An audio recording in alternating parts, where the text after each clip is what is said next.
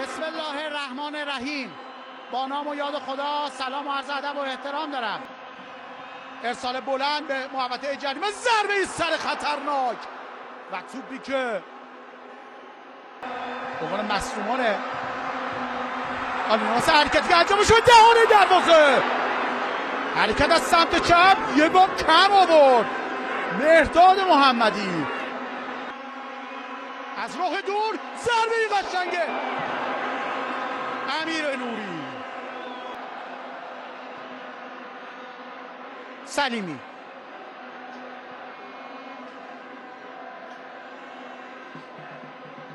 چشمی محمدی، بازم فخرالدینی اشتباه کرد، پرتاب برای آلومینیوم شکل گرفته. دقیقه 25 پشت سر گذاشته شد. 0-0 مساوی. اعتراض جواد نیکان و کارت زردی که به جواد نکوناب داده میشه.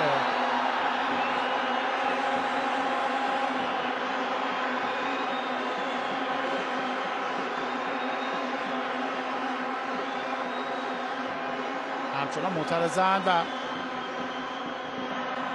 ارسال کوتاه، ضربه سر اول را مدافعی زدن. باز هم ماشریپوف نشون میده برای حرکت. ارسال بلند، این ضربه سر و تیر دروازه به لرزه در اومد.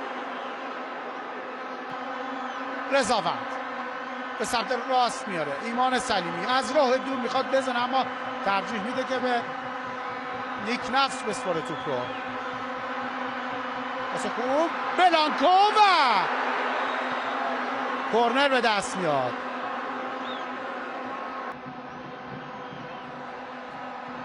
ارسال بلند، ماشاریپوف و چه توپی برگشت داد.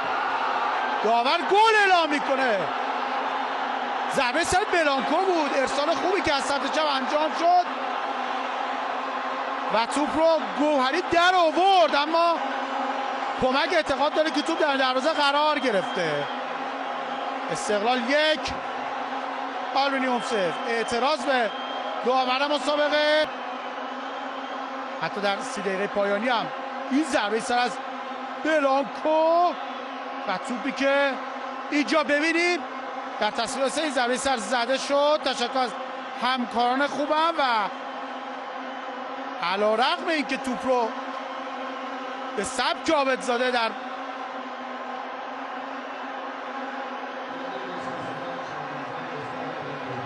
اختیار گرفت و بیرون کشید، اما داور گل اعلام کرد و اینجا بود که به نظر تو از خط عبور کرده بود. این چیزی که دیده شد در این صحنه. ارسال با پای چپ روی دروازه و حسینی با کف دست توپ رو به سمت مخالف. ارسال به تیره یک و ضربه سری که خطرناک به بیرون رفت.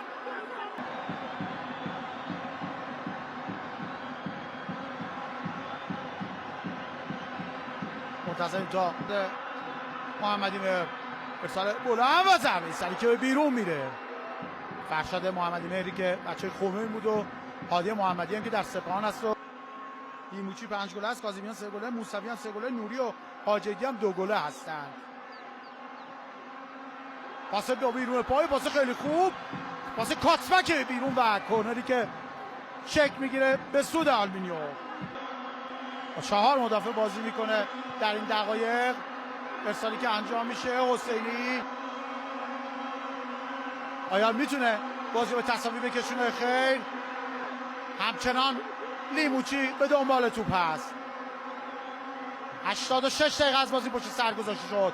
ارسال بلند، حسینی یه لحظه اشتباه و داور اعتقاد داره توپ به کورنر رفته. استقلالیا در لاک دفاعی هستن. نقی‌زاده ارسال بلند و حسینی توپ رو در اختیار میگیره.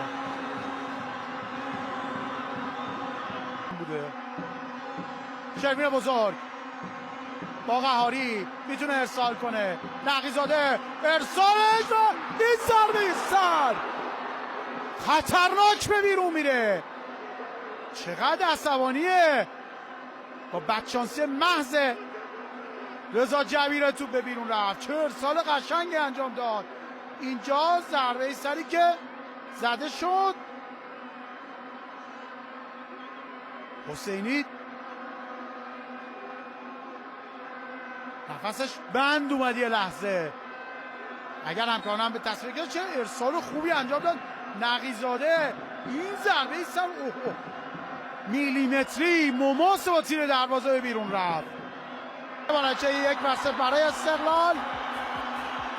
امیدوارم از این بازی لذت برده باشید. کمبود و کاسی‌ها بر ما ببخشایید.